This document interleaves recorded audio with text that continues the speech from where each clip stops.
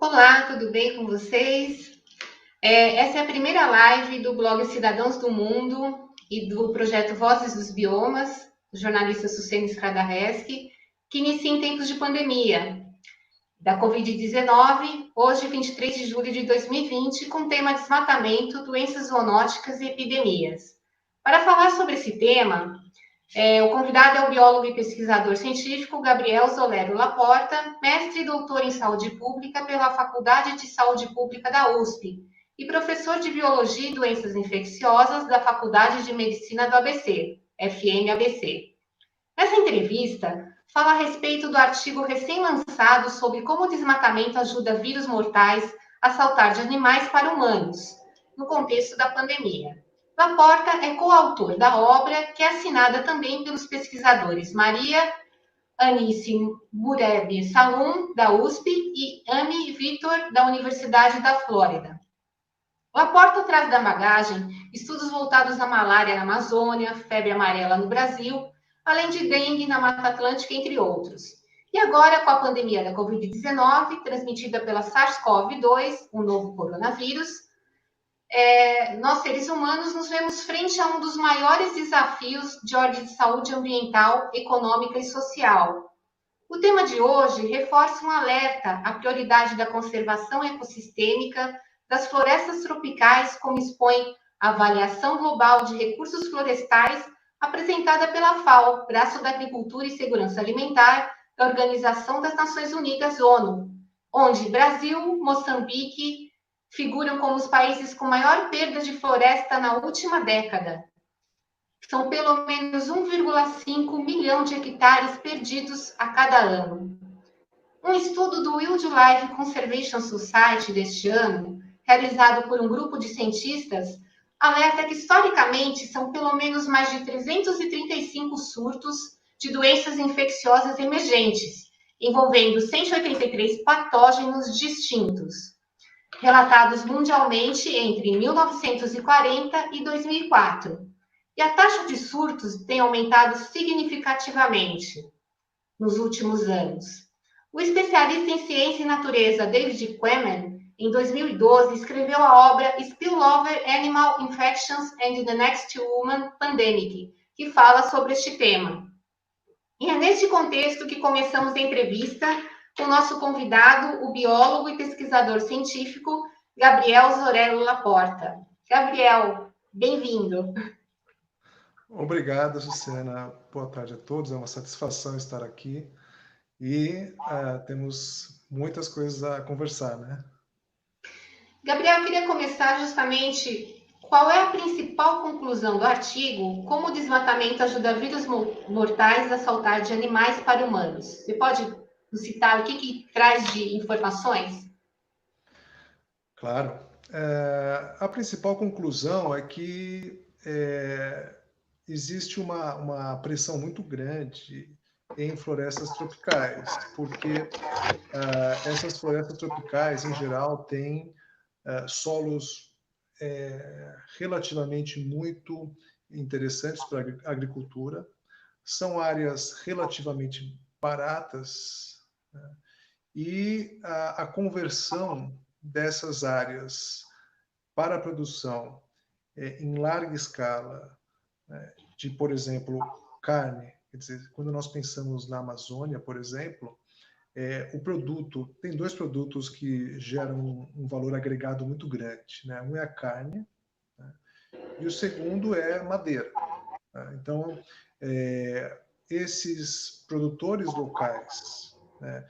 E eu estou falando de maneira bem geral, e é claro que tem várias abordagens, tá? De todo modo, quer dizer, essas duas commodities na Amazônia, somada a outras commodities, então, cacau, o óleo de palma é uma outra commodity extremamente valiosa, né, e comercializada. A palmeira que é utilizada para produzir óleo de palma, ela é plantada no Sudeste Asiático, na Malásia, da Indonésia. Então, todas essas plantações, essas monoculturas, né, ou pecuária, elas estão assim, no decorrer de toda a história humana, quer dizer, desde que nós, né, se nós pensarmos nos últimos, sei lá, 11 mil anos, né, desde o momento que o homem, né, Homo sapiens sapiens, conseguiu se estabelecer lá na Mesopotâmia, né, que começou o início, né, da era dos homens, né, o Antropoceno. Desde então, nós temos feito isto, né, plantações com uma sistemática de produção e domesticação de animais. Tá? E tudo muito, quer dizer, tudo isso, obviamente, não teria grandes impactos, exceto numa situação como nós estamos vivendo hoje, que é um adensamento muito grande, quer dizer, um aumento populacional muito grande, né? E o homem, por ser uma espécie globalmente distribuída, nós estamos falando de quase 10 bilhões, né? Não chega a 10 bilhões, mas próximo de, né, 8 bilhões, na verdade, de pessoas distribuídas mundialmente e uma demanda por não só alimento, mas produtos de valor agregado também. Né? Então, o chocolate, pensa num chocolate que se compra na Suíça, né? O chocolate mais caro que existe, quer dizer, a origem dele é uma floresta tropical, uma plantação de cacau, né? Numa floresta tropical. E aí, essa conversão, quer dizer, tudo é uma questão de números, né? Quer dizer, valores de conversão de floresta tropical, que são mais moderados, relativamente equilibrados, eles permitem e não causam nenhum problema. Entretanto, quando essa conversão é muito acelerada, o que pode acontecer é o spillover, né, que é esse mecanismo quando vírus silvestres vão perdendo o seu hospedeiro, porque quando ocorre essa conversão de floresta para uma monocultura, os animais vertebrados que estão ali na floresta, eles vão declinando. Então, pense em qualquer população de animais. Pensa uma população de antas, ou uma população de pangolim, ou uma população de onça. Quer dizer, toda vez que aquela área contínua de mata ela vai diminuindo, aquele hospedeiro vertebrado vai diminuindo também. E o vírus, por sua vez, ele, não só vírus, né, mas outros micro-organismos, bactérias ou protozoários, parasitas, adaptados a essa população silvestre, ele se encontra numa situação extremamente categórica. Ou acontece alguma coisa, e isso é um fenômeno totalmente probabilístico, em 99% não acontece nada, e eles morrem junto com seus hospedeiros, mas há uma probabilidade que é baixa de 1% desse vírus, por exemplo, ocorrer alguma mutação, alguma modificação, alguma adaptação específica, e para ele conseguir sobreviver, persistir naquela área. Com o aumento dos seres humanos nessas áreas de monocultura, porque, claro, esse adensamento humano está associado à oferta de trabalho e também o fato das pessoas enriquecerem com essas commodities. Se esse vírus conseguir se adaptar ao novo hospedeiro que tem aumentado, que são os humanos, ocorre o spillover, que é essa transferência de um vírus silvestre para uma população humana. Então, eu falei um monte de coisa, mas é porque tudo isso volta para a questão original, que era qual a conclusão do estudo.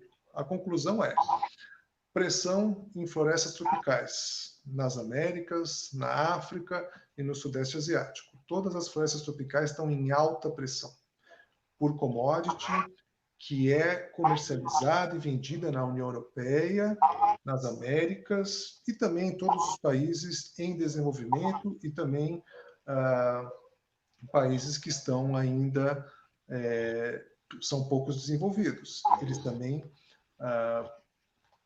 absorvem essas commodities, né?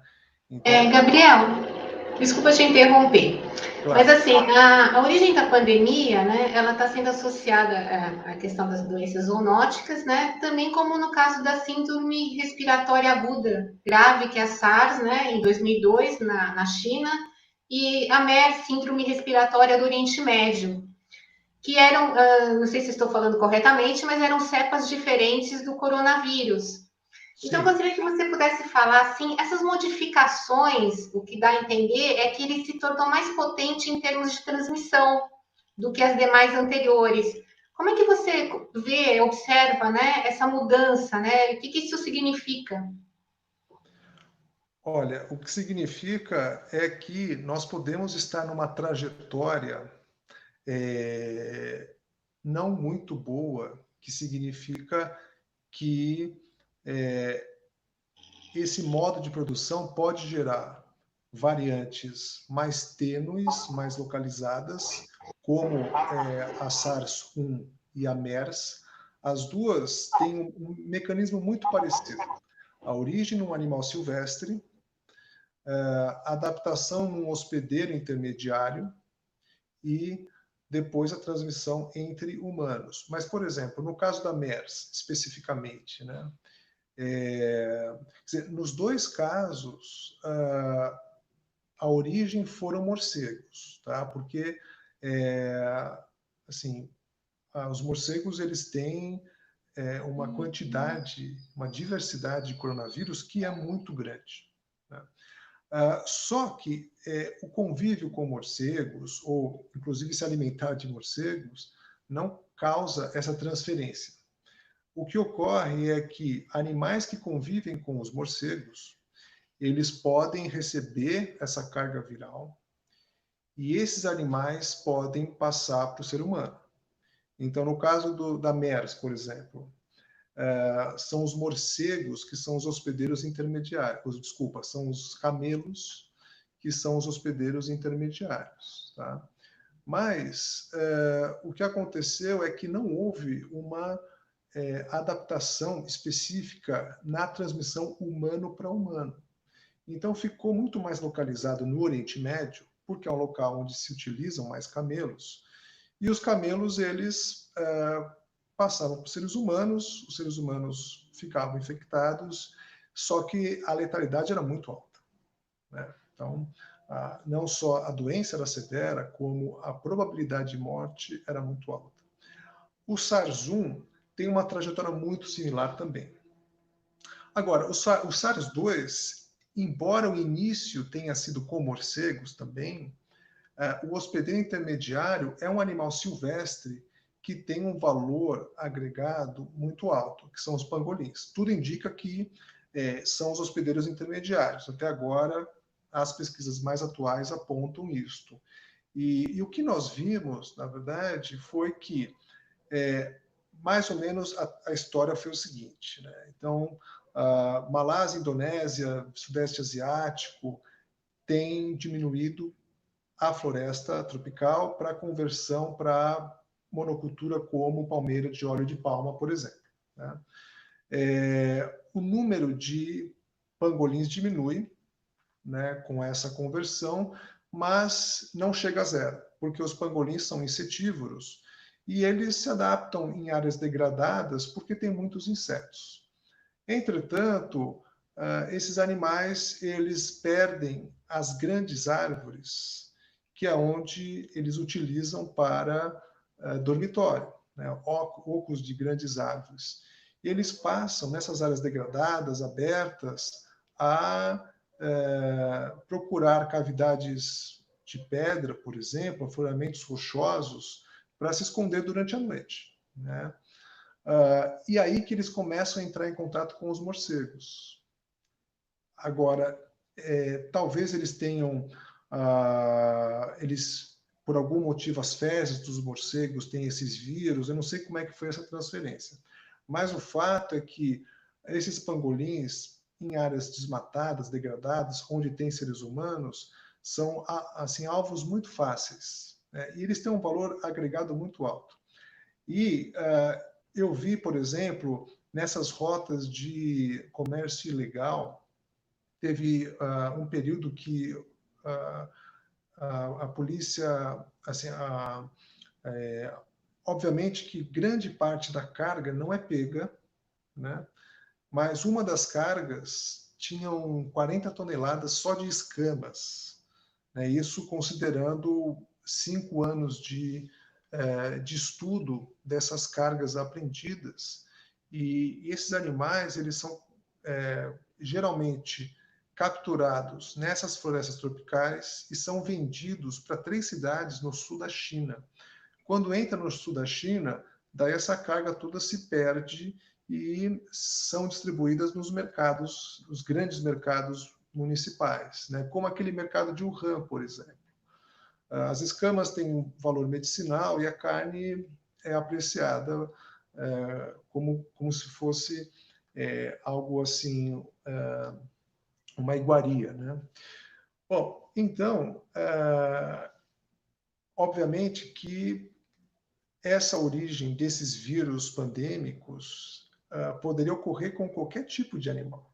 É que nesta circunstância, imagina 40 toneladas de escamas apreendidas em 5 anos, mais ou menos, é isso uma parte das cargas que foram apreendidas. Então, pensando em termos probabilísticos, entendeu? Dá muita sopa para o azar, né? Uma hora alguma coisa ia acontecer.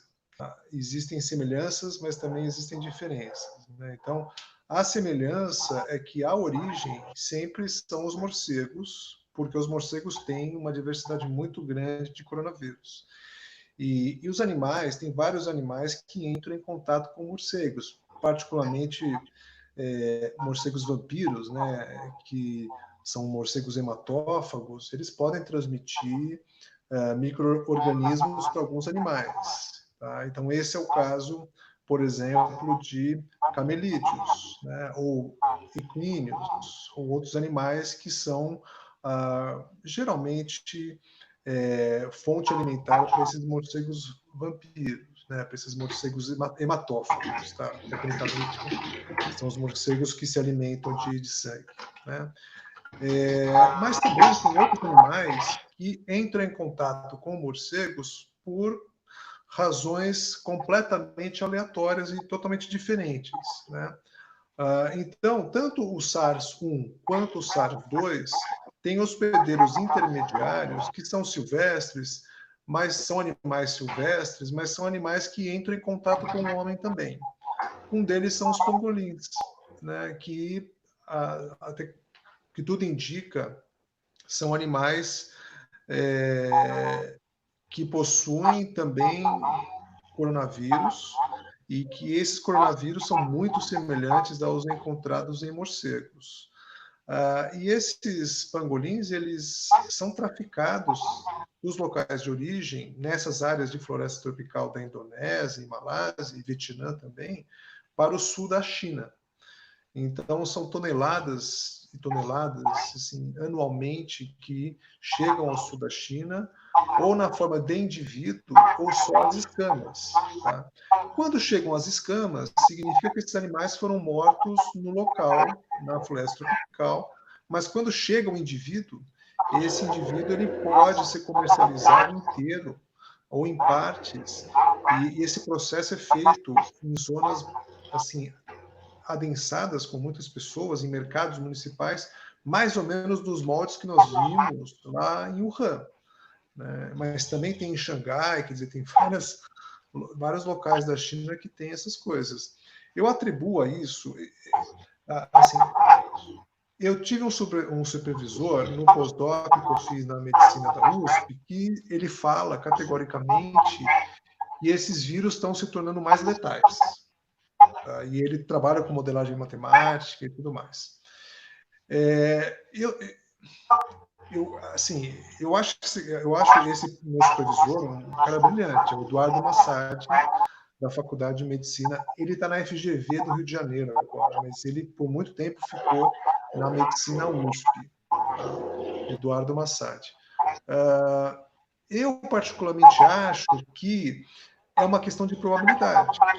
Tá? Então, existe um mecanismo, que é desmatamento, perda de floresta tropical, perda de habitat, áreas muito biodiversas, micro-organismos que, na maior parte das vezes, morrem junto com seus hospedeiros, mas que possuem capacidade para se adaptar em organismos humanos. Tá?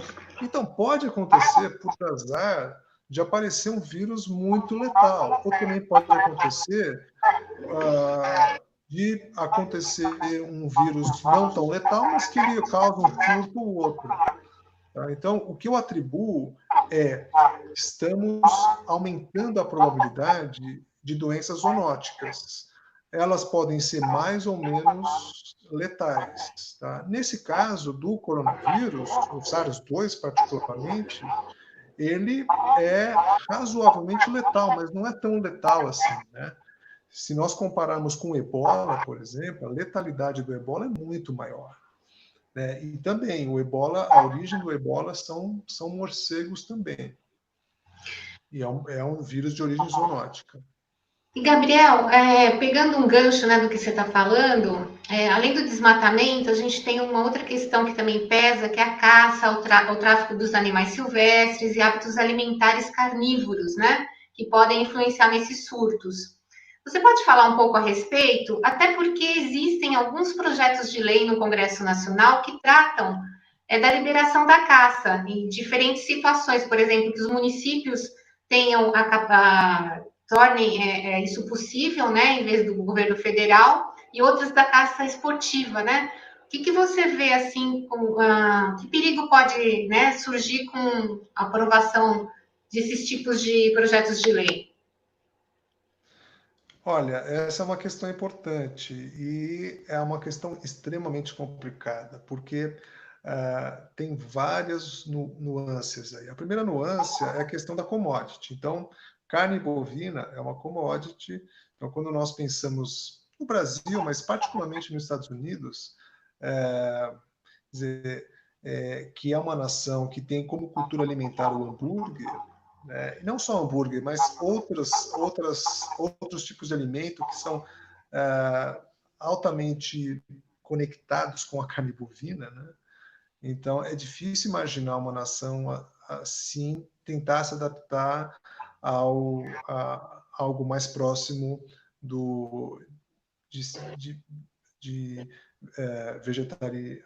vegetarianismo, né?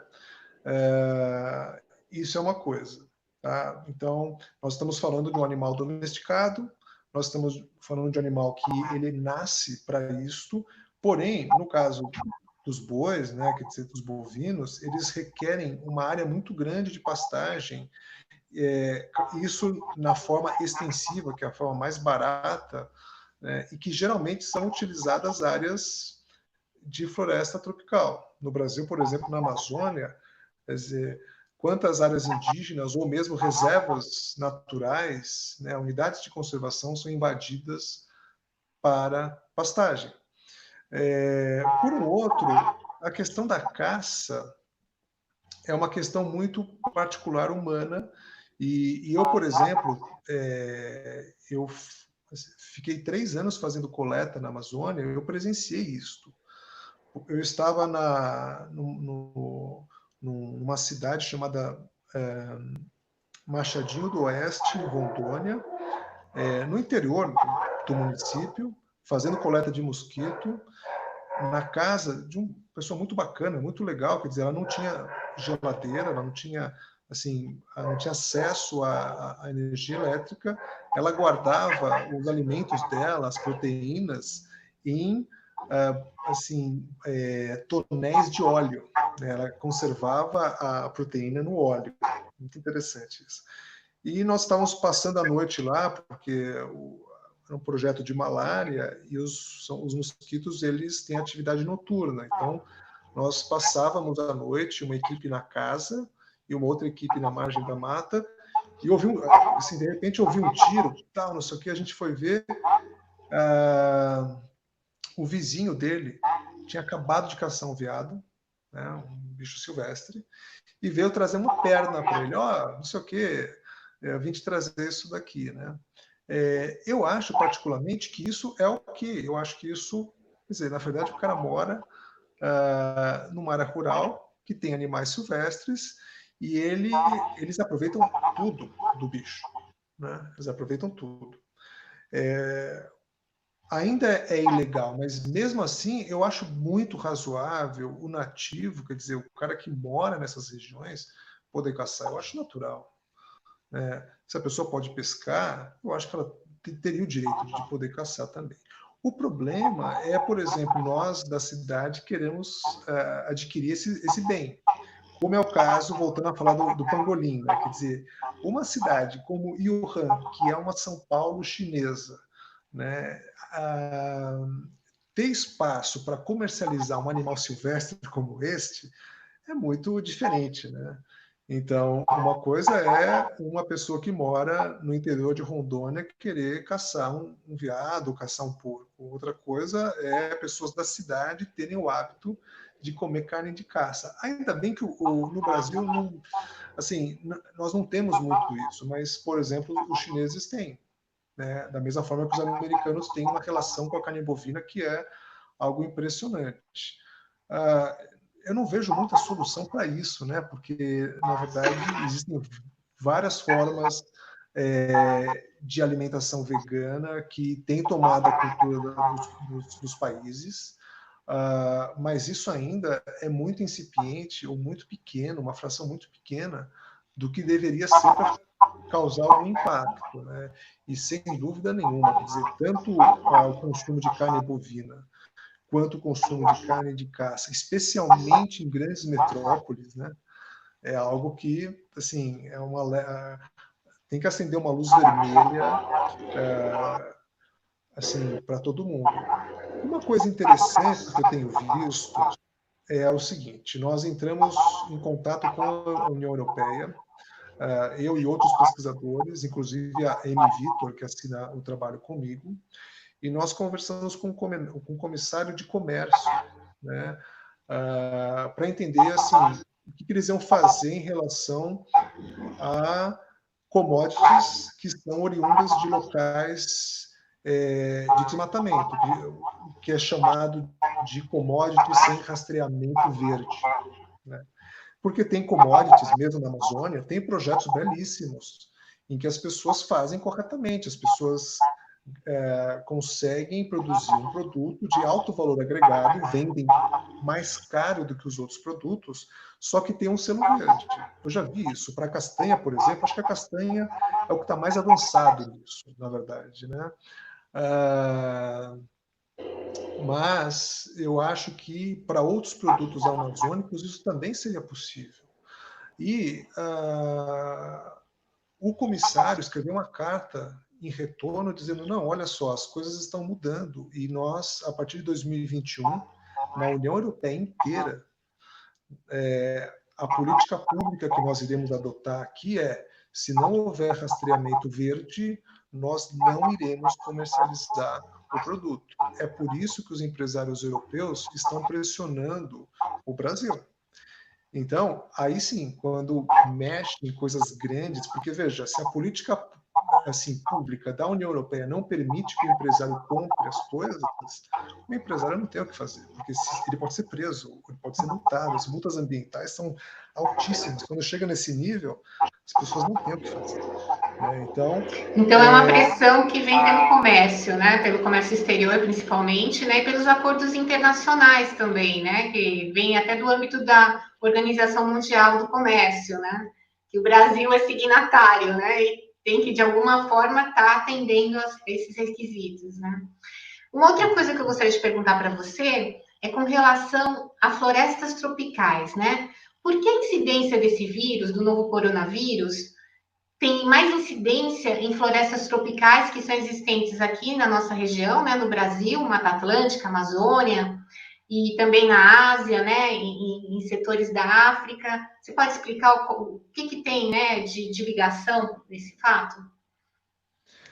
Então, isso é realmente interessante e essa é a pergunta central em ecologia, né? A pergunta central em ecologia é por que as florestas tropicais são altamente diversas, né? Então, e assim, houve várias tentativas de estimar o número de espécies que tem no planeta Terra, né? Então, até tem um artigo muito interessante imaginando uma situação em que nós pudéssemos se deparar com uma civilização alienígena, né? E aí esse ser alienígena perguntasse para nós assim: olha, que bacana seu planeta, quantas espécies tem aí? Nós não saberíamos responder, porque assim, em algumas florestas temperadas, em alguns ecossistemas, tem estimativas muito próximas da realidade. Os inventários taxonômicos e mesmo com alguns algoritmos, razoavelmente factível falar um valor ali. Por exemplo, floresta boreal, sei lá, 1 milhão de espécies, sei lá, alguma coisa assim, 500 mil espécies. Pensando em tudo, tá? Não micro-organismos, pensando em animais vertebrados e invertebrados, plantas, quer dizer, não pensando em micro-organismos, tá? Agora, quando vem para a floresta tropical, por exemplo, na Amazônia, nós não conhecemos tudo, não conhecemos. Mesmo a Mata Atlântica, a Mata Atlântica ela foi diminuída para 7% do domínio original, né? Mas mesmo assim existem espécies endêmicas que todo ano são encontradas, especialmente de invertebrados, né? E no caso da Amazônia, mais ainda, né? Porque tem locais que os pesquisadores nunca foram, por exemplo, né? Então, inventários taxonômicos são muito custosos. Então, assim, só dando alguns parâmetros de por que nós temos essa biodiversidade de animais silvestres, de vertebrados, de invertebrados. Quando essa diversidade, né, de vertebrados e invertebrados é muito alta, existe uma alta correlação com diversidade de micro-organismos. Então, e tudo isso tem equilíbrio, né? Quer dizer, são milhares de anos que esses ciclos, essa dinâmica, né, de interação entre essas espécies estão em equilíbrio, né? Então, quando ocorre uma rápida mudança ambiental, seja ela natural ou provocada pelo homem, o resultado é um colapso do ecossistema. E quando ocorre esse colapso, algumas espécies, a maior parte, ela entra em extinção local, mas existe uma fração que acaba se adaptando. E o fato é que os vírus são muito bem adaptados, né? Em geral, os vírus eles têm essa capacidade de alta taxa de variabilidade, de mutação, eles acabam se adaptando. Então, assim, imagina uma região que tem muita diversidade de tudo, né? E ao mesmo tempo que está sofrendo uma pressão muito grande, colapsos sistêmicos. Então, é por isso que essas florestas tropicais, incluindo a Amazônia, são assim, nós podemos encarar isso como bombas relógio, né? Então, é que nem a questão, por exemplo, que está muito em voga em relação a esses processos sociais que agora as pessoas começaram a discutir, debater, ir para a rua e tudo mais, né? Quer dizer, esses processos sociais eles já existiam, né? Eles eram pequenas bombas relógio que agora estão explodindo. A questão da pressão nas florestas tropicais ela é antiga, quer dizer, há quanto tempo que isso já existe? Mas, em algum momento, esses processos acabam pressionando tanto o sistema que alguma coisa acaba acontecendo. Na maior parte das vezes, o ecossistema ele absorve. Mas, novamente, pensando de forma probabilística, né? Quer dizer, aquele um vírus, só precisa de um vírus se adaptar e começar a se espalhar para ter um efeito desastroso, que foi o que aconteceu, né? Então, assim, eu atribuiria a biodiversidade, alta biodiversidade e alta pressão também. Alta pressão sem sustentabilidade nenhuma. Então, assim, dentro do que você está falando, a gente vê assim uma grande incidência de desmatamento na Amazônia, no Cerrado, na Mata Atlântica, praticamente todos os biomas, né? Então, isso pode levar a mais probabilidades de epidemias. Então, dessa transmissão de vírus, né, dos zoonóticos para transferência a humanos. Então, isso é um fato, dentro do que Isso é vocês um fato. levantaram, apuraram no estudo. Isso. Esse é um fato. Então, por exemplo, um outro caso é o caso da febre amarela. Quer dizer, esse surto de febre amarela que nós tivemos na Mata Atlântica, ele está muito relacionado a isso. Né? Então, esse 7% de mata atlântica, né, ele está distribuído em algumas áreas contínuas, Vale do Ribeira, por exemplo, né, a região da Serra do Mar, mas a maior parte é formada por fragmentos pequenos. E esses fragmentos, eles contêm macacos, né, que procuram alimentos na floresta, mas acontece que os alimentos fora da floresta são mais abundantes, né? Então, o que acontece é que eles vão para a borda desses fragmentos para achar alimento, ao mesmo tempo que existem algumas espécies de mosquito que têm essa capacidade de sair da floresta e picar alguém que está próximo da floresta e depois voltar para a mata. Né? Então, essa transferência de vírus silvestres para áreas rurais assim, por esses mosquitos é possível. Então, a concentração desses macacos, a proximidade com seres humanos, esses mosquitos, tudo isso é um ecossistema, assim, do ponto de vista evolutivo, para o vírus, ele facilita esse transbordamento, quer dizer, esse aparecimento. É assim, todo dia existem vírus com alguma variação genética surgindo, todos os dias. Se um desses vírus tiver alguma característica que se alinha à configuração da paisagem, ao tipo de hospedeiro que tiver, ao tipo de mosquito, no caso de uma doença vetorial, e também ao tipo de hospedeiro humano, se é abundante ou não, alguma coisa pode acontecer. Então, no caso da febre amarela, isso também estava muito relacionado a essa questão da diminuição da floresta da Mata Atlântica e toda essa questão dessa falta de conservação desses fragmentos. Né? E assim, além da febre amarela, como eu já disse, o ebola e também a origem do Zika também na floresta de Uganda foi muito parecida com a da febre amarela. E você vê que o Zika ele teve um resultado completamente diferente, né? Existe uma aleatoriedade que nós não conseguimos controlar e que ela é muito particular desse processo de spillover, que é esse transbordamento. Né? O início é muito caótico e o resultado geralmente não é muito difícil de prever. Você pode ter resultados que são inócuos, né, e na maior parte das vezes e a gente nem se dá conta porque a gente não consegue documentar isso, né? Mas um de 1000 casos que tem algum tipo de sucesso evolutivo, os efeitos podem ser bem desastrosos. Gabriel, como você está falando justamente desses epidemias em outros locais do mundo, né? Eu gostaria que você falasse um pouquinho mais que no estudo vocês se referem ao ebola, enfim, outras doenças, né? Queria que você se aprofundasse um pouquinho mais, falando dessa questão das doenças zoonóticas, para as pessoas compreenderem o que é essa doença zoonótica, por exemplo, quais são que a gente tem historicamente nas últimas décadas, né? Se você pudesse ilustrar. Não, é claro, olha, você sabe que todas as doenças infecciosas, todas, né? Pode estar qualquer uma, cólera, varíola, todas, têm uma origem zoonótica. Todas. Então, todas as doenças infecciosas, elas surgiram de animais e foram transferidas para o homem. Né? Porque, assim, na escala evolutiva, o Homo sapiens foi um dos últimos bichos a aparecer. Né? Então, por exemplo, quando nós surgimos, nós somos considerados os quintos primatas. Né? Então, tem orangotangos, chimpanzés e tudo mais.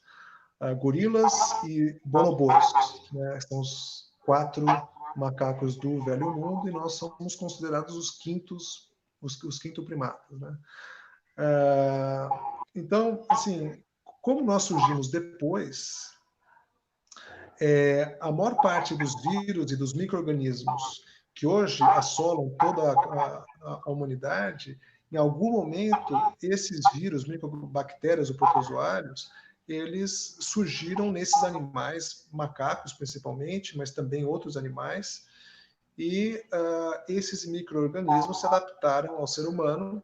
É um bom negócio adaptar a um hospedeiro que está aumentando em população, né? Quer dizer, o parasita que se adapta ao ser humano dá muito certo, né? Então, existe uma pressão evolutiva para isso, né? Existe uma evolução evolutiva, uma pressão evolutiva para os micro-organismos se especializarem em seres humanos. Tá? Então, AIDS, por exemplo. A AIDS, quer dizer, o vírus da AIDS surgiu em macacos. Né? Hoje, o vírus da AIDS é humano. O HIV, então tem o HIV de macacos, que é uma história, e tem o HIV de humanos.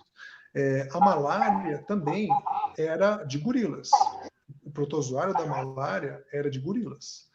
A transferência ocorreu logo na domesticação humana, há 10 mil anos atrás, mais ou menos, né, quando os antigos humanos começaram a agricultura na região do Egito, da África, né, houve essa transferência horizontal. E aí agora a malária é humana. Tá? Então, varíola, a gente pode falar de qualquer uma dessas doenças, todas elas têm uma origem zoonótica. Mas depois de um certo momento, depois que o micro-organismo se adapta ao ser humano, a gente esquece, né? Por exemplo, a dengue, o vírus da dengue, ele era silvestre. Ocorria entre um primo do Aedes aegypti da África, né, que picava macacos e picava seres humanos que entravam na floresta. Então, o início da dengue também é silvestre, de todas as doenças, né? Isso é importante, né? Dizer isso, né, para as pessoas entenderem, né? Essa compreensão também. Então, super, assim, do ponto de vista evolutivo, é muito bonito, né, na verdade. Agora, o vírus da dengue, por exemplo, é super urbano, né? Só ocorre em áreas urbanas hoje, mas a origem dele foi em florestas africanas, na savana africana. Agora, o fato é que, apesar disso, não quer dizer que nada mais vai surgir, né? Na verdade, essa possibilidade de novos vírus zoonóticos aparecerem, ela existe. O que está acontecendo, e você até mesmo frisou na sua apresentação, é que essa frequência tem aumentado nos últimos anos.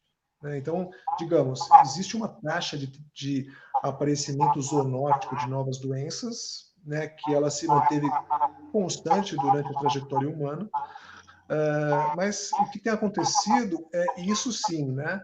É um aumento na frequência nos últimos 10, 15 anos. Isso é preocupante. Né? Isso é preocupante. Como a gente está chegando, né, aos momentos finais, eu gostaria só que você pudesse ilustrar um pouco mais, que quando vocês falam no estudo sobre as commodities, você falou sobre a pecuária, né? Nós também temos a questão dos monocultivos, que é uma pressão muito grande, principalmente em regiões como a Matopiba, né? Maranhão, enfim, na região amazônica, né, que envolve alguns estados daquela região. Isso também é uma pressão muito perigosa, de acordo com o que vocês avaliaram no estudo? Também, eu diria que é tão perigosa quanto pecuária, ou mesmo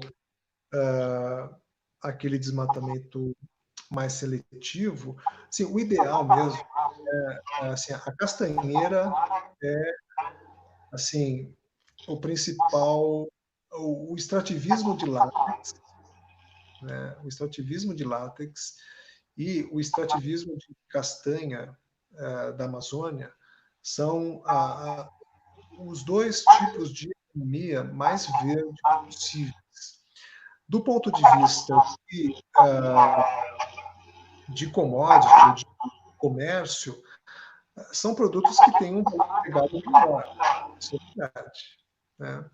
Mas, o óleo de palma, hoje, ontem houve uma reunião entre os 3 presidentes dos bancos privados e o vice-presidente, o Mourão, e eles falaram de bioeconomia, e uma das propostas foi a plantação de óleo de palma na Amazônia. E isso tem o encontro do que você disse, que é a monocultura de grandes extensões. Quer dizer, isso gera um desafio muito grande, né? Então, é o mesmo problema. Na verdade, Entendi. não São funciona algumas muito. outras culturas que têm, enfim, estão se abrindo, né, e que pode pesar enquanto as doenças zoonóticas e essa transferência a humanos, né? Para finalizar, antes das suas considerações finais, eu gostaria que você pudesse resumir um pouco da sua experiência, porque você tem uma experiência, voltando um pouquinho ao começo, né, que a gente estava falando, na Amazônia, na Mata Atlântica. Então, o que você traz assim de legado, né, desses trabalhos de campo, que eu acho que são super importantes para o pesquisador, para a ciência? O que te trouxe, né, até para você estar engajado nessa área?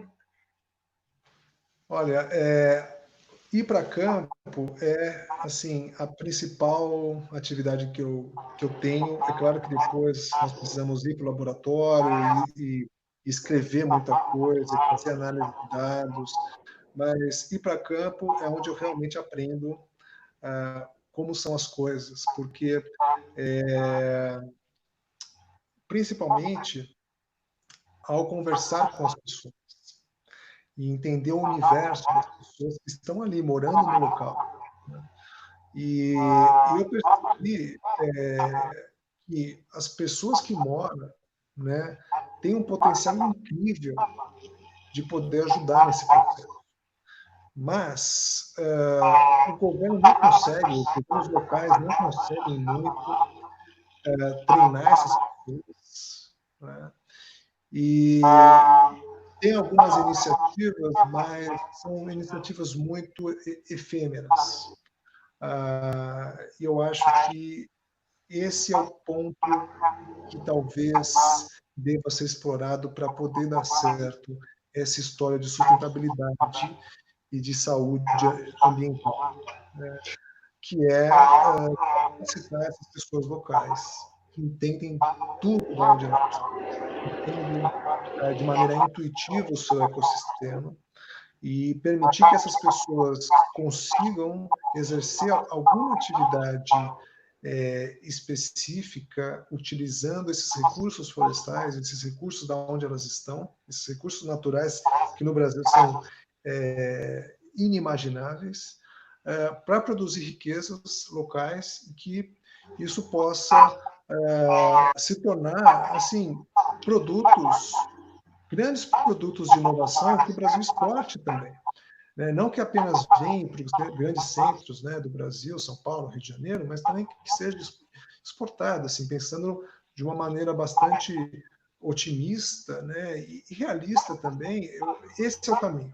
E esse insight eu tive quando eu estive na Amazônia, que eu pensei, puxa, dá para ganhar muito dinheiro aqui sem precisar destruir. É possível mesmo. Cita então uma experiência na Amazônia, com quem você, em que região você teve, né, e com que povos tradicionais, só para a gente poder conhecer um pouquinho, né, dessa tua experiência. Então, olha, tinha essa família que eles viviam da extração de castanha, eles tinham no lote dele uma floresta incrível, né? E eles faziam uma coisa muito interessante, que é eles mapearam todos os hectares e para cada hectare eles conseguiram mapear as grandes árvores que geravam flores do sexo masculino, árvores que geraram. Então, assim, em cada hectare eles garantiram que tivesse um indivíduo de cada sexo para perpetuar, né, a floresta. E eles faziam duas coisas. Primeiro, castanha, e eles vendiam madeira também, mas era muito seletivo, né? Então, por exemplo, num hectare X, tinham 3 indivíduos, um do sexo masculino e 2 do feminino. Eles tiravam do sexo feminino e deixavam os outros. Eu achei isso formidável. A pessoa que estava lá, ela estava há 17 anos, ela não tinha uma formação específica, mas ela tinha um conhecimento. Eu achei incrível, incrível mesmo. Então, Qual região o do que ela país fez foi? foi no Acre, em Acrelândia, num assentamento chamado Porto Dias, que é um assentamento extrativista, muito difícil de chegar.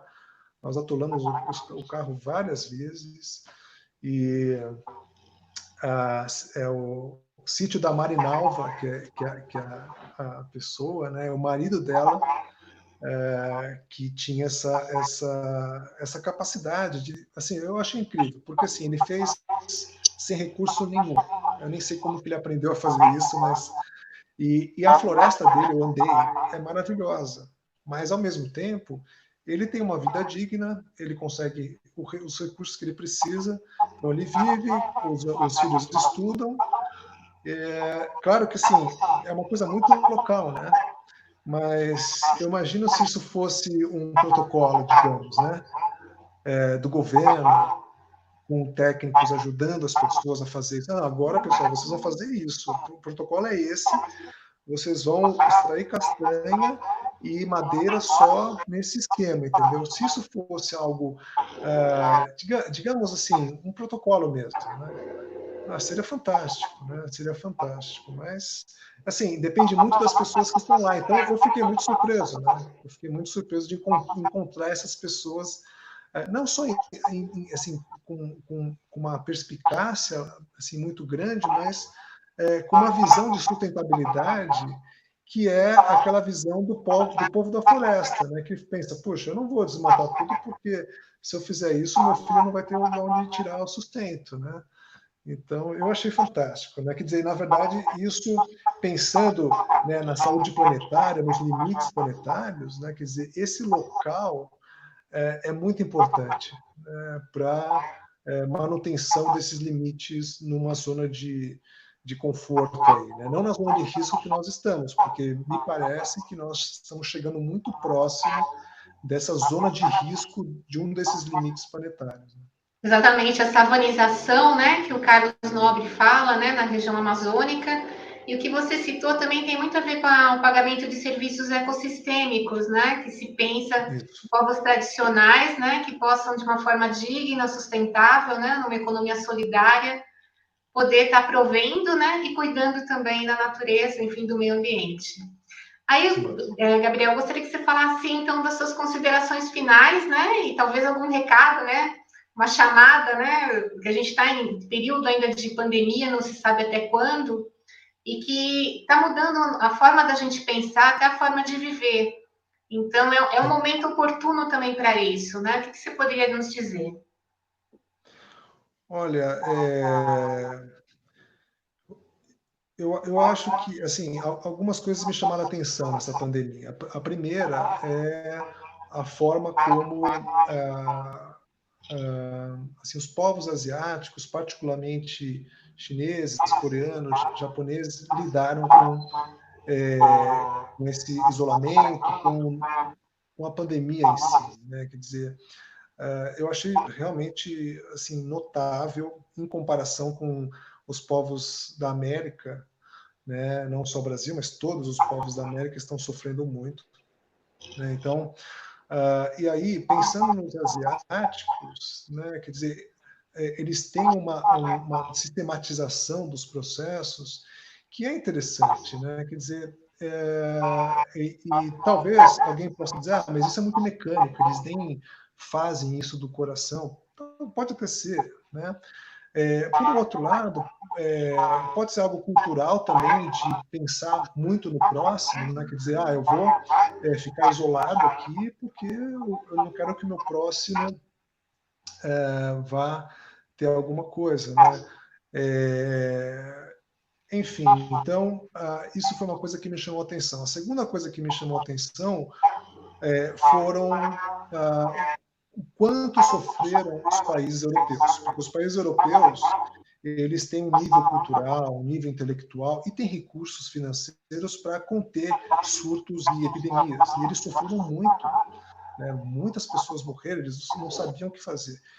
E eu olhava aquilo, eu pensei, puxa, se eles estão ficando assim, imagina nós aqui, né? E agora nós estamos vendo como é que é, e nós estamos muito longe de uma luz ao final do túnel.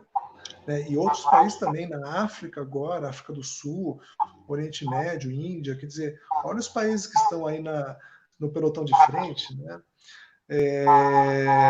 Realmente algumas coisas vão precisar ser modificadas. Né? Então, o consumo individual, a forma de viver, os valores, né, das pessoas e da sociedade, a questão ambiental, ela precisa entrar na agenda de uma maneira muito mais na raiz dos problemas, e a questão social, quer dizer, não pode ser mais faz de conta, tem que ser de verdade. Né? Então, se isso não mudar, o problema persiste, porque, novamente, nós não estamos nos concentrando na gênese do problema, porque se a gênese do problema não for resolvida, e ela só é resolvida com uma tríade, né? Tem a questão econômica, perfeito, mas a questão ambiental e social tem que entrar nessa história muito forte, no mesmo patamar. Caso contrário, eu endosso as palavras do meu último supervisor do pós-doc, o Eduardo Masnaghi, que ele diz: vamos nos preparar porque outras coisas virão, outros vírus virão. Então, lições precisam ser aprendidas e nós precisamos modificar alguns hábitos. E nunca é tarde, sempre há esperança, e o ser humano é muito adaptado. Então, eu sempre me acostumei a fazer isso desta maneira. Qual o problema de virar vegetariano? Não tem problema nenhum. Não tem problema nenhum, entendeu? Qual é o problema de adotar um rigor mais sistemático como o asiático? Eu nunca vou conseguir. Consegue sim. Né? Então, são essas coisas, são essas mudanças de comportamento humano, de padrão de consumo, particularmente, que vão precisar entrar na agenda, e essa é uma agenda altamente ambiental e social, e, obviamente, que econômica. Bom, Gabriel, eu agradeço a tua participação, né, as tuas informações e teu repertório de vida, né, que você trouxe nas suas falas. E quando você tiver alguma novidade também com relação aos seus estudos, né, com parceiros, com outros pesquisadores, por favor, né, nos traga também essas informações para a gente poder estar falando mais a respeito. Muito obrigada, viu? Um abraço. Tchau. Obrigado, uma grande satisfação, um abraço.